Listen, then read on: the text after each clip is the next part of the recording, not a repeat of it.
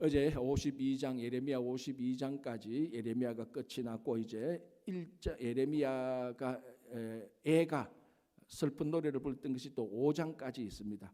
그러니까 어떻게 보면은 예레미야 자체는 52장까지지만 예레미야가 썼던 것까지 합하면 또 57장까지도 될 수 있습니다. 예레미야 애가가 또 예레미야가 썼던 그런 그 노래니까요. 근데 이 애가는 여러분 아시다시피 당연히 예루살렘이 멸망하는 그것을 보고 불렀던 그 슬픈 노래죠. 가장 슬픈 노래고 그래서 이제 우리 한글을 보면은 이게 그냥 일반 서술체로 되어 있는데 원래 문체는 시편으로 되어 있습니다. 시로 다 되어 있습니다. 그래서 가장 슬픈 노래를 시로 이제 우리가 시편에 나오는 슬픈 노래처럼 그렇게 예레미야 애가가 되어 있는데요. 이게 이제 우리가 글을 읽을 때에 여러분 책을 볼 때에 소설처럼 서술처럼 이렇게 쭉 기록된 그런 책하고 시편이 그 서점에 가서 시집을 사서 읽는 거하고 그 책에 쓰여진 그 글의 모습들 그러니까 소설은 다 서술처럼 이렇게 문장을 썼지만 시편은 공간이 많고 뭐 몇 줄 안 쓰니까 또 몇 단어 안 쓰니까 이 시편을 읽을 때 우리 마음이 훨씬 더 소설을 읽는 서술체를 읽는 그런 마음하고 훨씬 더 다릅니다. 그래서 여러분 아시다시피 시라는 것이 일반 소설보다 훨씬 더 단어 하나, 의미, 문장의 순서 그리고 뭐 운율을 맞추는 것 이런 것들을 통하여서 다 훨씬 더 단어 하나의 의미나 상징들이 한 문장이 소설의 한 문장보다 훨씬 더 의미가 깊고 많은 것을 내포하고 있는 그런 것들이 우리가 시입니다. 그래서 사실은 예레미야 애가를 차근차근히 한 구절 한 구절 이렇게 읽어야 시를 읽듯이 그렇게 읽고 되새겨야 이 예레미야가 탄식했던 예루살렘이 멸망하고 이스라엘 백성들이 바벨론으로 포로 잡혀가는 그 마음을 우리들이 같이 느낄 수가 있는 것입니다. 그런데 시는 시로 읽어야 우리가 마음을 느낄 수 있듯이 이 예레미야 애가도 정말로 그 가장 슬픈 시를 우리가 읽는 것처럼 그렇게 이 말씀을 봐야 예레미야의 그 찢어지는 가슴 그걸 우리가 또 느낄 수가 있고 그래야 이 예레미야 속에 나타나는 회개 이 예레미야 애가지만 사실은 예레미야 회개하고 같은 말입니다. 슬픔과 탄식이 있지만은 이게 그냥 자기의 감정 내가 이만큼 아픕니다. 내가 이만큼 괴롭습니다. 그것도 중요하지만 그 속에 담겨져 있는 하나님께 회개하는 그것을 우리가 느낄 수 있고 그런 통감함을 그 무게를 우리가 가질 수 있는 것입니다. 자, 이 예레미야 애가 그래서 1절 보십시오. 슬프다 이 말로 시작합니다. 2장을 보십시오. 애가 2장 1절도 슬프다 이렇게 나옵니다. 이 슬프다라는 것은 가장 슬픈 노래를 부를 때 부르는 그런 말이기도 하지만 장송곡을 부를 때 나오는 그런 뭐라고 할까 우리 한탄사입니다. 장송곡을 부를 때 그러니까 우리가 만약에 이것을 장송곡이라고 생각하면은 예루살렘이 멸망해서 이스라엘이 죽었던 것 그 죽음을 보고 슬퍼하는 마음 그런 애통하는 마음으로 예레미야 애가가 우리가 읽고 그 마음을 느껴야 되는 겁니다. 자 한번 보겠습니다. 그런 마음을 우리가 가졌다 치고 아침에 그런 마음을 가졌다 치고 1절 슬프다 이 성이여 당연히 이 성은 예루살렘 성이죠. 그죠? 이 성이여 전에는 사람들이 많더니 이게 뭡니까? 이 성이여 전에는 사람들이 많더니 이게 뭘 의미하는 겁니까? 쉽게 말해서 자 예루살렘은 1년에 큰 절기 3개가 있습니다. 그죠? 그 절기의 때는 6월절 비슷하죠. 6월절 초막절 이럴 때 이 절기에는 디아스포라 사람들 그러니까 그 이스라엘에 흩어진 각 지방에 있었던 사람들은 물론이거니와 각 나라에 흩어진 사람들 20세 이상 남자면 특별히 6월절 같은 경우는 미어 터집니다. 그 예루살렘에 예루살렘 성전에 와서 제사 드리기 위해서 그러니까 이 예루살렘에 우리말로 하면은 지구상 최대로 그 한순간에 그 절기수에 사람들이 가장 빽빽하게 많이 모이는 인구 밀도가 가장 조밀하게 많이 모이는 것이 바로 이 예루살렘입니다. 그러니까 6월절이 지나고 초막절이 오고 뭐 이러면은 거기에 사람들이 빽빽하게 모여듭니다. 바로 그걸 말하죠. 슬프다 이전에는 사람들이 많더니 이 예루살렘 성전이 있었고 거기에 전부 다 유월절 올 때는 사람들이 많더니 이제는 어찌 그리 적막하게 앉았는고. 이 예루살렘 멸망했으니까 그러니까 그 성전이 무너지고 성벽이 헐어지고 했던 그곳에 이제 사람들이 안 오니까 그렇게 많던 사람들이 적막하게 아무도 없구나. 그 슬퍼하는 마음이죠. 그게 얼마나 하나님께 예배드리러 왔던 사람들이 다 사라지고 건물도 무너지고 그 벽돌 몇 개 남았는 그것을 볼 때 애통하는 마음이 생길 수밖에 없는 그것을 지금 표현하고 있는 것입니다. 자, 그러니까 여기 또 한번 보십시오. 4절 보시면 되겠습니다. 4절 같은 이제 제가 말씀드린 것처럼 4절 시온의 도로들이 슬퍼하며 절기를 지키려 나아가는 사람이 없음이로다. 제가 방금 했던 말하고 같은 말이죠. 그 다음에 모든 성문들이 적막하며 제사장들이 탄식하며 처녀들이 근심하며 시온도 공고를 받았도다. 자, 제사장들이 탄식하는 이유, 제사 드리러 오는 사람들이 없으니까, 그죠? 그리고 시온의 도로들이 슬퍼한다. 자, 이 시온의 도로를 통해서 예루살렘 성에 들어왔는데 거기 찾아오는 사람들이 없으니까 시온의 도로가 슬퍼하는 거죠. 우리 시편에 그 마음에 시온의 대로가 있는 자가 복되도다라고 말을 했습니다. 그 마음에 시온의 대로, 하나님께로 가는 길이 있는 자가 복되도다. 그러나 실제로 또 시온의 대로를 가면서 성지 순례를 하고 예루살렘에 와서 성지 순례를 거기서 예배를 드리고 가는 그 사람들이 자기 평생의 복이라고 생각했는데 성전이 무너져서 성지 순례는 뭐 아예 생각도 못하고 아예 성전 자체가 없어졌어요. 그래서 그 적막함, 슬픔, 이제 그것을 노래하고 있는 것입니다. 자, 다시 1절로 돌아가세요. 슬프다 이 성이여, 전에는 사람들이 많더니 이제는 어찌 그리 적막하게 앉았는고. 자, 그리고 전에는 열국 중에 크던 자가 이제는 과부같이 되었고. 열국 중에 크던 자, 왜냐하면은 이스라엘 사람들은 시온이 지구의 중심이라고 생각했으니까. 그러니까 각 나라마다 자기들이 살고 있는 그 땅이 지구의 중심이라고 항상 생각합니다. 그래서 중국은 이름 자체가 중화민국 아닙니까?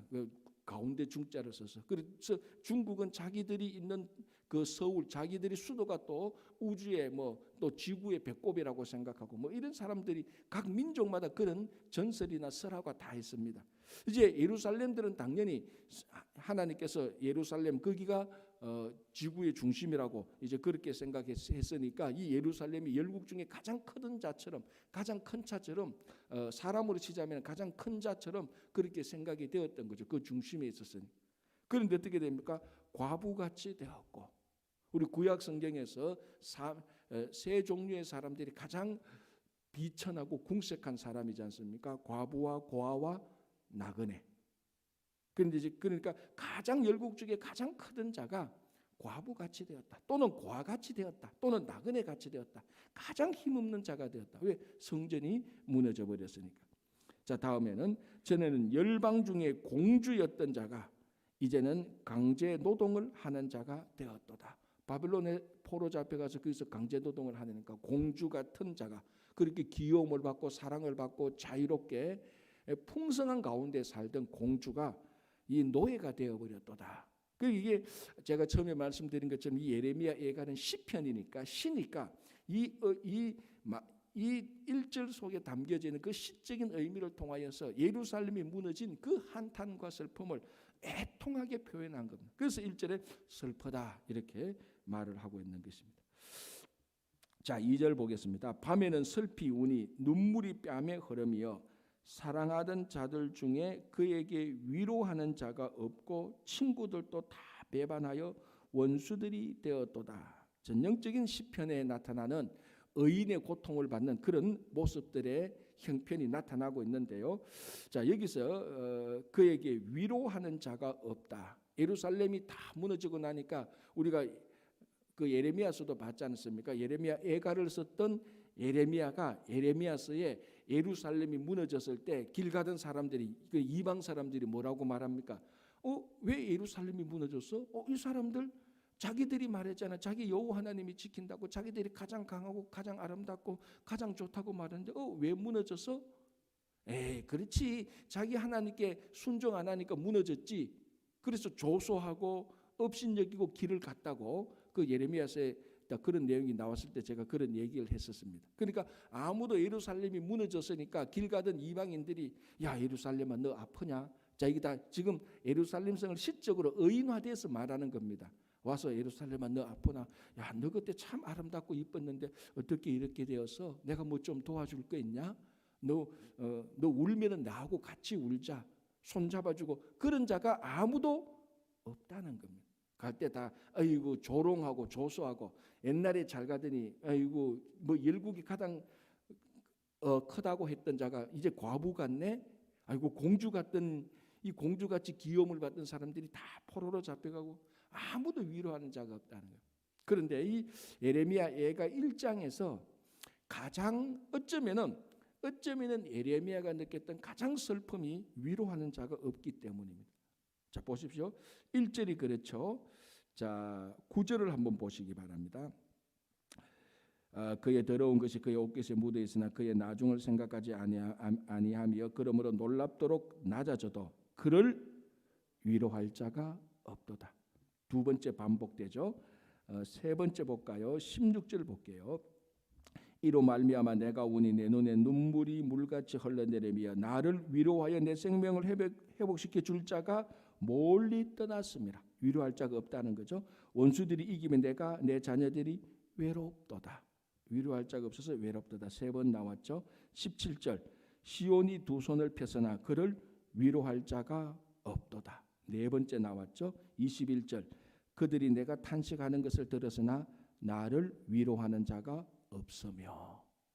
그러니까 이 예레미야 예가를 제가 1절에서 22절까지 읽어드렸는데 위로하는 자가 없으며가 이게 5번이나 반복되는 것을 눈치챈 사람이 별로 없을 겁니다. 그죠? 이 5번이나 예가가 탄식하면서 정말 슬픈 게 뭐냐? 한탄스러운 게 뭐냐? 내가 팔이 좀 부러져서 아프고 속이 안 좋아서 아프고 그거보다 내가 이렇게 아프고 외로워도 나를 위로할 자가 없도다는 이게 가장 서글프다는 겁니다. 우리 이민자가 이런 걸 잘 느끼잖아요. 이제 나이가 들수록 더 이제 갈수록 가장 서글픈 게 전번에 어디에서 우리 이민자를 대상으로 통계를 냈는데 나이가 들수록 가장 힘든 게 뭐냐? 1번이 뭐였는 줄 압니까? 소외감. 내가 집이 없다 그거 아니에요. 집 없는 거는 뭐 미국의 복지 정책이 잘 됐으니까 옛날에는 이만큼 큰 집에 살다가 나이가 들어서 요만한 집에 사는 거 그거 괜찮다는 겁니다. 자기 혼자 사니까 아니면 자기 부부 사니까 그거 괜찮다는 것. 가장 외로운 게 한국도 그럴 겁니다. 미국도 그런데 우리 이민자는 그게 직방입니다. 소외감, 외로움입니다. 가장 힘들다는 게. 자, 이 예레미야가 예루살렘이 무너지는 것을 보고 진짜 한탄하고 근심하는 건 뭐냐? 아무도 위로할 자가 없다. 그때 6월절이 되면 사람들이 전 세계 디아스포라 사람들이 다 모여가지고 같은 유대인들이 와서 축제를 하고 화목제 제사를 드렸다면 그 화목제 제사 드렸던 그 제물 가지고 가족들과 함께 그 제물을 나누어 먹으면서 웃음이 다 꽃피던 그 예루살렘에서 지금 황폐하고 적막하게 하니까 아무도 와서 위로하는 자가 없다. 이것이 가장 예레미야 예가의 감정적인 1번 아픔입니다. 자, 그래서 우리가 이런 것을 볼 때 예수님께서 제자들을 두고 죽으셨다가 성천하실 때 요한복음 17장에 대제사장이 기도할 때 예수님께서 내가 가면은 너희들에게 성령을 주신다. 무슨 성령? 보혜사 성령.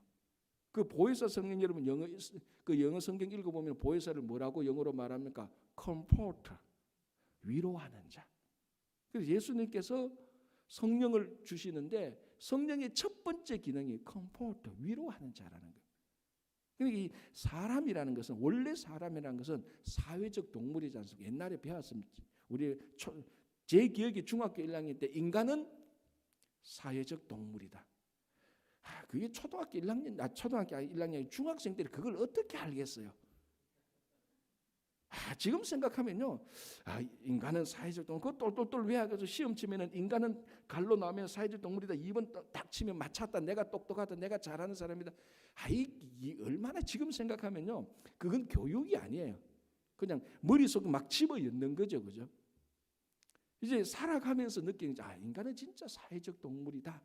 그렇게 하는 것처럼 사회적 동물에게 있어서 제일 괴로운 건 뭡니까? 사회적이 안 되는 거죠. 외로울 때 아무도 위로 없는 거. 그래서 예수님께서 보혜사 성령을 주셔서 우리한테 기쁨을 주시고 내면적인 하나님께서 함께 하신다는 그 기쁨을 줘서 혼자 있어도 그 외롭지 않도록 만들어 주는 것이죠. 그리고 또 실제로 사람들이 우리가 그러잖아요. 실제로 우리가 사람이 이렇게 살아가다 보면은 동료가 필요하고 말할 사람들이 필요하고 함께 웃고 울 사람이 필요합니다. 그래서 교회 공동체가 그만큼 중요한 겁니다. 그래서 교회 공동체가 중요해요. 사람은요, 자기가 속해 있는 공동체가 반드시 있어야 됩니다. 그러나 세상의 모든 공동체는 참된 진리와 참된 가치를 가지고 있는 공동체가 아니지 않습니까? 다 이익 공동체지 않습니까? 이익을 위해서 어떤 공동체가 만들어지는 것인데 이 교회 공동체는 이익 공동체가 아니고 원래 인간이 하나님으로부터 창조된 피조물이 정말로 참된 구원을 위해서 예수 그리스도를 섬기는 사람들이 함께 모여서 신앙으로 살아가는 공동체, 유일한 참된 신앙의 공동체, 그 교회 공동체가 그래서 중요한 겁니다. 그래서 참된, 그러니까 진짜 좋은 교회면 교회일수록 그 교회 공동체를 통해서 어렵고 힘들 때 위로를 받고 그 교회 공동체가 힘이 되어줄 수 있는 그게 진짜 좋은 공동체입니다. 좋은 교회죠, 진짜로.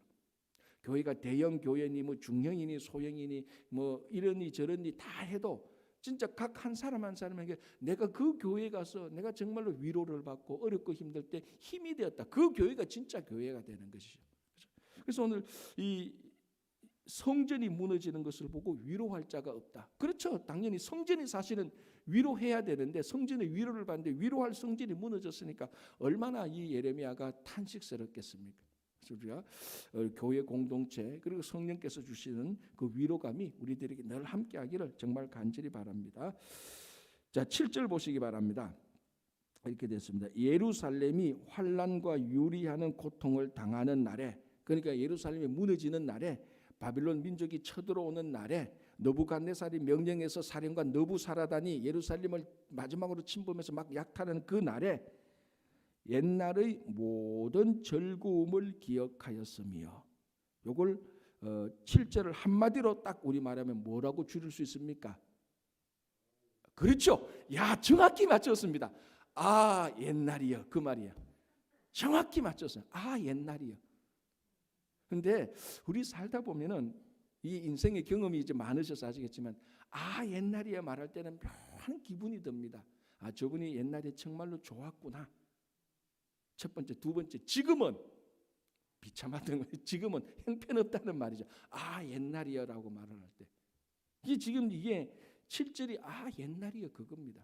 그래서 여러분 아, 옛날이야라고 말하는 사람에게 두 가지 좋은, 첫 번째 당신의 과거가 참 아름다웠군요, 위로할 수 있고, 두 번째는 뭡니까? 있을 때 잘하지. 그거잖아요. 있을 때 잘하지. 뭔가 있을 때 못했으니까 눈물을 축 쥐면서 아, 옛날이야.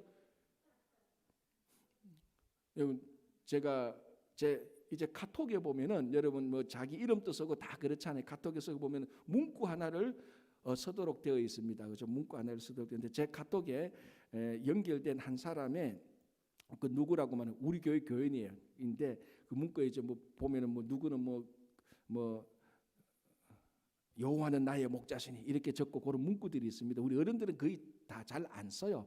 뭐 그건 이제 젊은이들이 쓰는데 제 카톡에 연결된 어떤 한 사람의 그 문구에 뭐라고 되어 있는지 아십니까? 있을 때 잘하자. 제가 굉장히 감동받았어요. 제가 그 사람한테 카톡 보낼 때마다 그래, 있을 때 잘해야지. 이게 굉장히 추상적인 개념 이런 것도 중요하지만요, 요 아주 현실적이고 구체적이잖아요. 있을 때 잘하자. 아, 옛날이요. 선지자들이 이사야로부터 선지자들이 나타날 때, 야, 성전이 있을 때 너희들 여기서 진심으로 예배를 드려라. 너희들이 안식일 날에 안식일을 지킬 수 있을 때 예배를 드려라. 안식일을 지키라. 그래, 안식의 기쁨을 누려라. 성도들이 함께 있을 때 함께 공동체 사랑하고 해라. 이거 다 지나간다. 드리고 싶어도 못할 때가 있다. 옛날에 그래서 7절에 예루살렘이 환난과 유리하는 고통을 당하는 날에 옛날의 모든 즐거움을 기억하였으며 옛날이요 그때 잘할 걸 그때 더 예배 잘 드리고 그때 더 정말 하나님께 영광을 드리고 그때 더 내가 세상의 쾌락을 좀 절제하고 하나님의 일을 할 걸.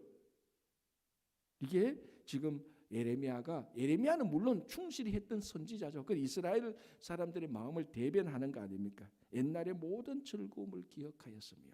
그래서 우리는 옛날이요라고 말하면서 그때 참 우리가 열심히 했어 잘했어 그런 옛날이어야 돼야 되는데 한숨을 푹 쉬어 옛날이요. 그럼 옆에서 있을 때 잘하지 왜? 그때 이제 우리는 옛날이고 말 때 있을 때 잘하지 그러면 있을 때도 잘했어. 그렇게 이제 대답할 수 있는 성도들이 되어야 되는 겁니다. 그죠?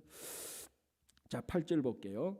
예루살렘이 크게 범죄함으로 조소거리가 되었으니 전에 그에게 영광을 돌리는 모든 사람이 그의 벗었음을 보고 업신여기며 그는 탄식하며 물러가는도다. 자, 예루살렘이 지금 조소당하고 업신을 당하고 있습니다. 그렇죠? 뭐 멸망되었으니까 아까도 말씀드린 예레미야서에 보면은 지나가던 열방 사람들이 예루살렘 보고 조소하고 막 업신여기잖아요. 어이구 옛날에 사람들이 만든데 아무도 없네. 공주처럼 살고 크게 살던 사람이 다 무너졌네. 그렇게 조소하고 업신여긴다는 겁니다. 왜 이런 일이 생겼죠? 8절에 예루살렘이 크게 범죄함으로. 그러니까 이 예레미야 애가는 사실은 슬픔과 한탄이 나타나지만 본질은 뭡니까? 자기의 잘못을 보고 하나님께 회개하는 겁니다. 그래서 애가는 우리들이 잘못했다라고 고백하는 겁니다. 사실은 그냥 슬픈 노래가 아니고 회개의 고백입니다. 사실은. 그래서 오늘 또 예루살렘이 크게 범죄함으로 조소를 당했고 사람들이 업신여겼다. 우리가 그거 잘못했습니다. 이런 말이죠. 그래서 이 조소당하고 업신여겼다 그러면은 이 예수님께서 십자가에서 당한 고난을 우리가 늘 생각이 납니다. 그러나 예수님께서 조소당하고 멸시당하고 업신당한 것은 우리 죄 때문에 당한 것이고 이때 예루살렘이 조소당한 것은 자기 죄 때문에 당한 것이죠. 그래서 이런 회개하는 한탄하는 것을 우리가 보게 됩니다. 자, 10절 볼까요? 대적이 손을 펴서 그의 모든 보물들을 빼앗았나이다. 우리가 이미 예레미야 때 살펴봤습니다. 성전에 들어와서 그 바벨론 군사들이 성전에 있는 모든 기명들을 가져갔다. 금, 은, 놋. 우리가 어제 본 것처럼 예루살렘 성전에 와서 두 녹기둥 야긴과 보아스 녹기둥조차도 너무 크니까 그것을 부수어서 조각조각해서 다 가져갔다. 아마 지금 여러분 이때 바벨론이 가져갔던 놋기둥의 놋 한 조각만 가져도요 팔자 고칠 거예요. 이게 진짜 성전에 있었던 야긴과 보아스의 놋기둥의 한 조각이다. 그것만 찾아도요 뭐 우리 한국식 진품 명품에 내놓으면요 그 가치는 어마어마할 거예요. 그 바벨론 군사들이 그런 거 다 가져갔습니다.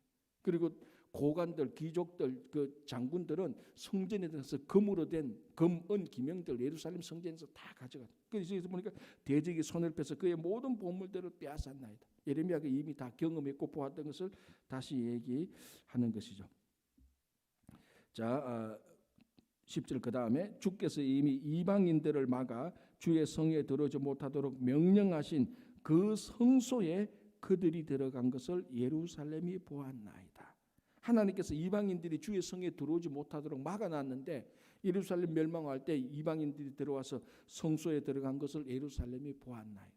그러니까 그 성소에 이 성소 아시다시피 이런 보물들 성전 안에 보물들 성소에 들어간 것은 레위 지파만 들어가고 레위 지파 가운데는 성소까지는 제사장이 들어가고 지성소까지는 대제사장만 들어가는 철저히 그는 구별된 사람들이 구별된 행동을 하는 것이 철저히 예루살렘 성전입니다. 그러니까 예루살렘 성전의 그 본질적인 그 기능 중에 하나가 그 본질적인 특색 중에 하나가 구별이죠. 구별. 그래서 구별됨으로 말미암아 성전이 있었고 구별된 사람, 구별된 행동, 구별된 영역이 다 있는 것이 성전인데 이 바벨론이 쳐들어오면서 그거 싹 다 무시하잖아요. 성소 누가 구별해? 우리가 칼과 창 가지고 들어오는데 뭐 그 갑옷 입고 들어오는데 성소 지성소가 없이 다 무너뜨리는 겁니다. 여러분 이 지성소라는 것은 이스라엘 백성들이 아까 제가 처음에 말씀드렸지만 지구상에서 가장 거룩한 물리적인 공간이 지성소입니다. 아시다시피 대제사장이 1년에 한 번만 딱 들어가는 겁니다.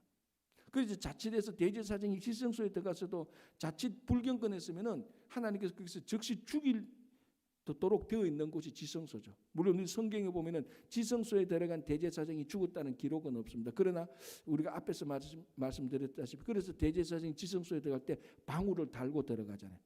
움직일 때마다 방울 소리가 날 때 밖에 있는 사람들이 대제사장이 살아있구나. 근데 방울 소리가 한동안 안 일어나면은 죽었겠구나. 그래서 방울을 달고 들어가는 그만큼 귀중한 장소가 지성소인데 이 바빌론 군사가 거기 들어와서 마음대로 막 휘둘러 댔다는 거예요. 그러니까 이게 여러분 우리가 볼 때 이런 얘기만 들어도 가슴이 먹먹한데 예레미야가 그걸 보았을 때 얼마나 가슴이 찢어지겠습니까? 또 우리가 전성에 의하면 이때에 무엇이 사라집니까? 이때 바로 법궤가 사라집니다. 그때부터 법궤가 아직까지도 나타나지 않았다. 그래서 실제로 지금도 법궤를 찾아다니는 사람이 꽤 있어요. 제가 잃어버린 법궤를 찾아서라는 책이 한 건 있는데 그거 읽어보면요, 지금도 잃어버린 법궤를 찾기 위해서 저 이란 이라크 쪽에 막 다니고 막 수도 없이 많이 있습니다. 지금 어디 있는지 모릅니다. 그래서 전성에 의하면 별별 희한한 소리가 다 있어요. 원래 하나님께서 만드는 에덴 동산에 생명나무 밑에 있다는 그런 얘기로부터 황당한 이야기. 그러니까 실제로 예루살렘에 지성소가 있었던 그 자리 지하에 있지 않겠냐 그런 얘기까지도 막 하고 있습니다. 그때 이 법궤가 없어지고 지성소가 파괴되고 그걸 보았던 예레미야가 그 마음이 어떻겠습니까? 이게 우리들의 큰 범죄 잘못 때문이다라고 그렇게 얘기를 하는 것이죠. 11절 그 모든 백성이 생명을 이으려고 보물로 먹을 것들을 바꾸었더니 우리가 어제 본 거하고 마찬가지입니다. 시드기야 때에 1년 반 정도 바빌론 군사들이 그냥 포위해서 고사작전으로 들어갑니다. 옆에서 토성 쌓고 그때에 이제 한 달 두 달 괜찮은데 마지막 때니까 먹을 게 없어가지고 우리 나중 보면은 그 자녀들을 교대로 잡아먹고 하는 그 보물들 이런 거 다 주고 먹을 거 구하는 이런 일들을 지금 얘기하고 있는 것입니다. 그러니까 이게 애가가 안 될 수가 없죠. 슬프고 그 가슴 아픈 일들이 여기서 이제 일어나는 것들을 우리가 봅니다. 이제 계속해서 그 무너지는 일들을 이제 이렇게 말을 하고 있습니다. 10절, 11절, 12절 보면은 계속해서 어려운 것들을 얘기하고요. 12절을 한번 볼까요? 12절 이렇게 되어 있습니다. 지나가는 모든 사람들이여 너희에게는 관계가 없는가? 나의 고통과 같은 고통이 있는가 볼지어다. 요 구절 1장 12절 요 구절 자체가 설교입니다. 사실은. 뭐라고 말합니까? 지나가는 모든 사람들이요. 예루살렘 근처 지나가는 열방들 말하고 지금 오늘날 우리들에게 말하는 거하고 똑같습니다. 지나가는 모든 사람들이요. 나중에 후세의 사람들이 이 글을 읽는 사람들이요. 예루살렘이 폐허가 됐는데 그 옆으로 지나가는 열방의 사람들이요. 모든 사람들을 지칭하는 거죠. 모든 사람들이요. 너희에게는 관계가 없는가? 우리 예루살렘이 이렇게 멸망했다. 우리가 하나님께 큰 범죄를 지어서 완전히 무너졌다. 가슴이 미어진다. 지성소가 파괴되었고 이방인들이 와서 우리의 모든 배물을 다 우리의 모든 보물들을 다 빼앗아갔다. 위로할 자도 없다. 적막하다. 그러면은 지나가는 모든 사람들이요. 너희에게는 우리가 당했던 일이 아무런 관계가 없는가? 이렇게 지금 말하고 있습니다. 이 말 자체가 오늘날 우리들에게 주는 예레미야가 우리 한 사람 한 사람에게 던지는 설교의 마지막 퀘스천이기도 합니다. 사실은. 너는 괜찮아? 이 말이죠. 예레미야 예가를 저도 읽고 우리가 함께 봅니다. 예루살렘이 멸망을 봅니다. 쭉 보는데 12절에 그러면은 친구 교회 교인들 너희들은 이 일하고 아무 관계가 없어? 라고 이렇게 묻는 거하고 똑같습니다. 아주 직접적인 도전이죠. 지나가는 모든 사람들이요. 너희에게는 관계가 없는가? 우리는 이거 관계가 없는가? 읽고 가슴 아프구나. 그 정도가 아니고 우리가 이 속에 들어가서 우리도 무너지고 깨어지는 그것을 우리가 경험하고 마음이 있어야 되는. 그래서 여러분 사도 바울이 말한 것처럼 우리 한 사람 한 사람이 성전이지 않습니까? 성령이 거하는 성전이라고 말할 때 예루살렘이 무너진 것은 우리 삶이 무너진 것하고 똑같습니다. 이 관계가 없을래야 없을 수가 없죠, 우리한테는. 그죠? 자, 그리고 뭐라고 말하면 나의 고통과 같은 고통이 있는가 볼지어다. 너 자신을 한번 돌아봐라. 너는 진짜 고통이 없는가? 그래서 이걸 볼 때 이 예레미야 예가를 볼 때 우리가 그냥 슬퍼하고 한탄하는 정도가 아니고 이거는 가장 기본이고 우리가 이 예레미야 예가를 읽으면서 예루살렘이 무너지고 범죄함으로 심판받는 것을 우리는 타산지석으로 삼아야 되는 겁니다. 야, 진짜로 저런 일들이 우리 속에서는 일어나서는 안 되겠다라는 그런 타산지석을 우리가 진짜로 삼고 우리에게 왜 관계가 없어? 이게 다 우리 말인데 우리가 하나의 성전인데라는 이런 것을 우리가 생각해 보는 것입니다. 자, 18절에서 20절 쭉 한번 바로 넘어가겠습니다. 이렇게 말합니다. 20절을 바로 보겠습니다. 20절 여호와여 보시옵소서. 내가 환난을 당하여 나의 애를 다 태우고 나의 마음이 상하오니 나의 반역이 심히 큼이라. 이제 회개하는 겁니다. 사실 예레미야는 회개할 게 없어요. 예레미야는 다 얘기했는데 그러나 이스라엘 백성들의 대표로 나의 반역이 심히 크다. 그러니까 예레미야 애가라기보다는 예레미야 회개라고 말을 했죠. 지금 고백한 아까도 말했죠. 8절에 예루살렘이 크게 범죄함으로 우리가 크게 범죄했기 때문에 조소가 되었습니다. 멸시를 당했습니다. 이제 20절에 나의 반역이 심히 큽니다. 그래서 우리 아들들이 다 죽고 성전이 무너졌습니다. 회개하는 겁니다. 그래서 우리 이 예레미야를 보면서 이게 회개가 이 핵심인데 하나 안타까운 것은 뭡니까? 이 예레미야뿐만이 아니라 이스라엘 백성들이 회개를 했었어야 되는 겁니다. 그리고 회개는요 타이밍이 참 중요합니다. 회개할 때 회개해야 되는데 다 지나가고 지금 어떻게 보면 예레미야 예가는 지나간 회개에 비슷한 겁니다.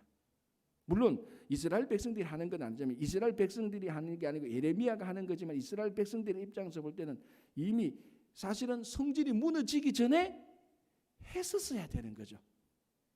그럼 어떡합니까? 예레미야가 아무리 해도 백성들이 말을 안 듣고 회개 안 돼. 그리고 무너지고 예레미야가 대신 회개를 하는 겁니다. 타이밍을 놓쳤죠. 그러나 타이밍을 놓친 회개라도 회개 안 하는 것보다는 훨씬 더 낫습니다. 우리는 이 예레미야 예가를 보면서 우리는 무너지기 전에 깨어지기 전에 부서지기 전에 이 회개를 늘 할 수 있는 타이밍을 잡는 사람은 누구나 다 잘못할 수 있습니다. 그러나 그 잘못했을 때 놓치지 않고 타이밍을 잡아서 회개하는 그런 성도가 된다면 우리는 예레미야 같은 이런 탄식과 아픔을 경험하지 않을 수가 있는 것입니다. 그래서 이게 예레미야 예가는 회개하면서 우리들에게 주는 타산지석입니다. 우리 이렇게 무너지고 박살났다. 너희들은 우리를 보고 그렇게 하지 마라. 그거하고 마찬가지입니다. 그래서 우리가 다시 한번 우리 삶 속에 예루살렘과 같은 이런 요소는 없는지 무너지는 요소는 없는지 빨리 하나라도 찾아서 회개하는 그런 심령이 되기를 간절히 바랍니다. 기도하겠습니다. 하나님 아버지 감사합니다. 오늘 하루를 시작하면서 예레미야 예가 예레미야 회개를 보면서 이 일이 너희들하고는 관계가 없는가라는 이 예레미야 선지자의 질문에 바로 이 일이 우리 일이었고 우리가 하나님께 크게 반역을 한 사람이고 우리가 하나님께 크게 죄를 지었던 사람임을 고백하며 하나님께 정말 회개하는 심령이 될 수 있도록 도와주시옵소서. 생각과 말과 행동에 머리끝에서 발끝까지 다 회개하는 그런 삶이 될 수 있도록 도와주시옵소서. 주님 부활의 삶을 살 수 있도록 도와주시고 우리 삶 속에 늘 부활의 능력이 나타나게 하시고 건강이나 재정이나 가정이나 일터나 자녀들이나 교회에 날마다 부활의 능력이 나타날 수 있도록 도와주시고 특별히 건강으로 어려움을 겪은 우리 김영만 장로님 외에 모든 성도님들을 주님께서 치유하는 강선으로 회복시켜 주시옵소서. 감사하오며 예수님 이름으로 기도합니다. 아멘.